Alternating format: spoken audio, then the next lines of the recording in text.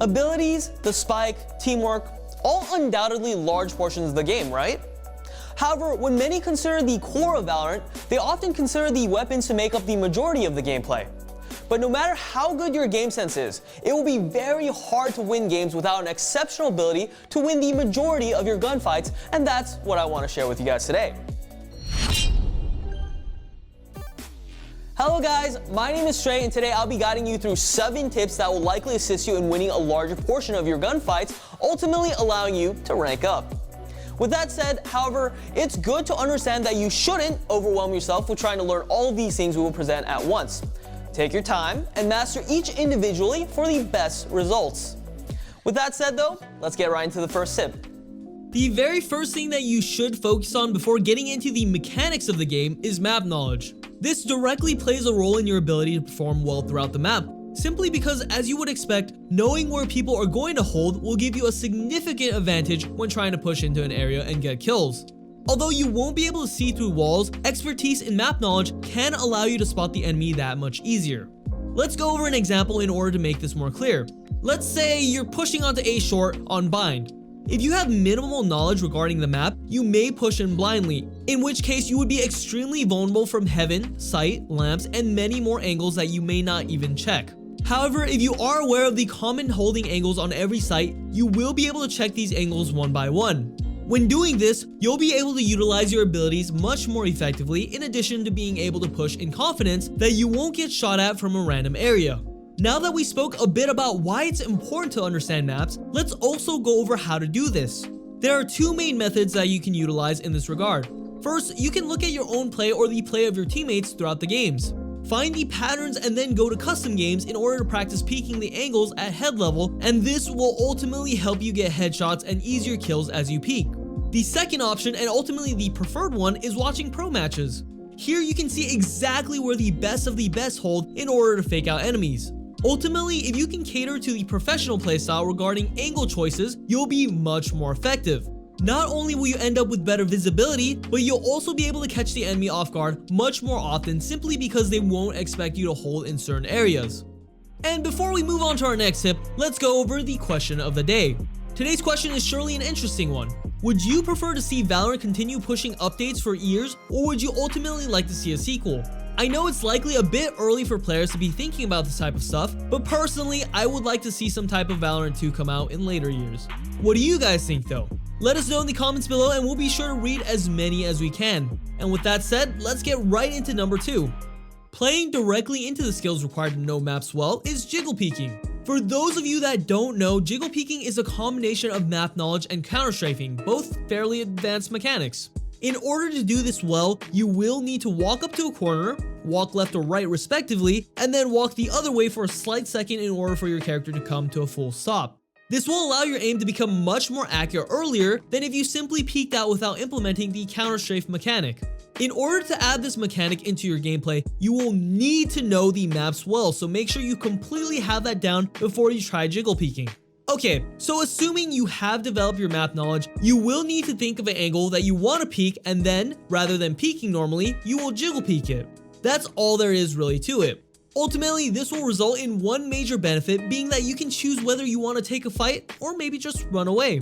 If you Jiggle Peek correctly, you should see the enemy for such a short period of time that running away is also an option. If you go down this route, there's also an alternative benefit. You won't need to use abilities to scout for information, therefore saving credits or allowing you to use them later in the round if need be. If you do choose to take the fight, you will also see a benefit here. Rather than peeking normally, this will allow you to shoot faster, giving you more time to kill the enemy first and ultimately win the duel. Moving forward from mechanics, let's get into the more game sense heavy part of things. Surprising the enemy with flanks and varying angles is key to winning gunfights. Let's start from the top, flanks. If you're in the right circumstances, that being the enemy pushing a site that you aren't currently on while your team is able to stall them with abilities such as smokes, initiating a flank is key to getting 1 or 2 crucial picks. What can be better than spotting the enemy while they're looking away? At that point, the kill is basically on a silver platter handed to you. The part after, however, is more difficult. What do you do after you've gotten a kill? Well, if you would like to get more, simply hold an angle. Let the enemy push into you. You should never push into the enemy's team after you've gotten a pick in their backline, so either hold back or back off completely. And moving on to varying angles while on defense, the goal is ultimately the same. You should hold in a way that allows you to see the enemy before they know that you are there. If you hold the same angle repeatedly, although you will still have a slight advantage if enemy peeks, they will be able to use abilities such as smokes or molotovs to force you off your angle and take sight while you're forced to rotate, something that you want to avoid at all costs. We know that this can seem a bit complicated, so in order to improve in this area or any other area as fast as possible, we recommend that you visit ProGuides.com. From there, our pros can directly help you with any portion of the game that you desire through various methods. Whether you choose the classic route in which players will help you in a live sessions on demand, or we have our new hassle-free VOD review system in which you will be provided with a full analysis of your gameplay less than 24 hours after submitting your video. You will notice a significant improvement after coaching at a very fast pace. With that said, let's get right into our next tip.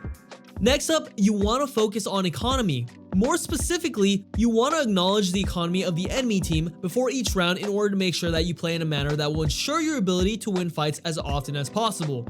In order to make this as simple as can be to understand, let's separate this into 3 distinct situations: even economy, low economy, and high economy. First off, let's go over even economy since this is what most rounds will end up looking like.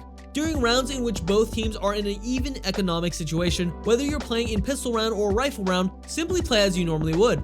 Don't be overly aggressive on attack and overly defensive while defending. Follow a strategy that your team agrees on and try your best to win in order to secure the economic advantage moving forward. When you have a low economy compared to the enemy, however, it gets slightly more complicated. When in this situation, although you will likely end up losing the round, your goal should be to ruin the enemy's economy as much as possible.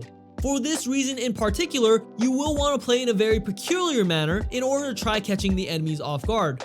Either you want to plant the spike on attack or play around corners on defense in order to try getting those extra kills and bomb plant credits. When in a situation where you have more credits than the enemy, you want to do the exact opposite. Play very long ranges and wide angles in order to ensure that the enemy won't end up jumping around a corner with a shorty and eliminating you or a teammate for a free gun. Ultimately, in this scenario, you simply want to limit your losses, assuming that you will likely win the round in the end. Moving forward, you want to make sure that you know exactly where certain weapons outclass others in order to have the required knowledge to play to your highest potential. For instance, when playing with a shorty, we all know that we should play close range, right? Well, although this may be fairly obvious, many truly don't understand some of the more finite differences between weapons such as the Phantom and the Vandal. Even though we won't have enough time in this video to go through each weapon, we truly feel like the differences between the Phantom and Vandal are critical enough to highlight, so before moving on to the next tip, let's quickly discuss what these differences are and how they ultimately translate into your games. The most crucial difference between the two weapons is that the Vandal, unlike the Phantom, has one-shot headshot capabilities. Where the Phantom excels at though is the high fire rate, boasting one noticeably higher than the Vandal. For that reason, you want to hold much tighter angles with the Vandal than you do with the Phantom. Although you may not have known this before, the reasoning is fairly simple. If you're playing with a Vandal facing Phantom players, you want to make sure that if you don't land that crucial headshot within your first few bullets, you have time to back off. However, with the Phantom facing a Vandal, you won't have much time to react if the enemy player lands a headshot. For that reason, you want to make sure that in the instance in which they miss, you have enough time to land 2 or more shots in order to ensure that you get the kill. Next up, we feel like it's also fairly important to shed some light on the importance of catering to the enemy's team's gameplay style. More specifically, you want to know when you should rotate, push forward, or even hold off using abilities depending on how the enemy plays. Let's give off a few examples in order to make this easier to understand.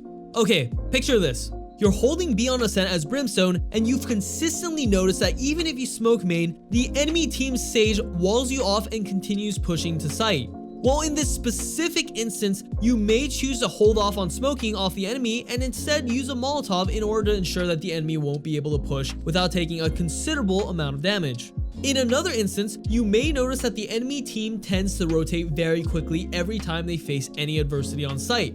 This should signal to you that you should hold off on flanking or rotating too fast. Ultimately, changes like these can significantly impact the course of the game simply because if the enemy doesn't start to switch up their gameplay choices, you can very clearly predict most of their plays, giving you and your team a significant advantage moving forward. The last tip that I want to present to you guys today is playing around your team. We know that you've likely heard this many times before, but let's explain what this truly means in the context of winning gunfights. Although it is true that you can use your team in order to initiate pushes with abilities and things of that nature, they are also a very good tool to utilize regarding gunplay and more specifically, trading. There have been too many instances that we witness in which players in ranks under diamond chase kills in a 2v1 situation and ultimately lost the round. In reality, understanding how to play regarding your team is very simple. All you will have to take into consideration are the amount of people alive. If you're up players, play passive. Wait for the enemy team to push, and you can ensure that you will trade if you can't win them individually. If you're down players, however, this is where you try to catch enemies off guard. Although you have a lower chance of winning the round, you can use abilities such as flashes and smokes in order to increase your chances at winning gunfights. In the end, it's crucial to understand that winning gunfights does not only revolve around mechanics, but also game sense plays a fairly big part in the process as well. Alright, we hope that the information provided to you in this video has been beneficial to you all. Pick out what you think will help you the most throughout your games and try to implement the tip or tips right away in order to start winning more duels and ultimately more games. With that said, we wish you all the best of luck and we'll see you on the next one.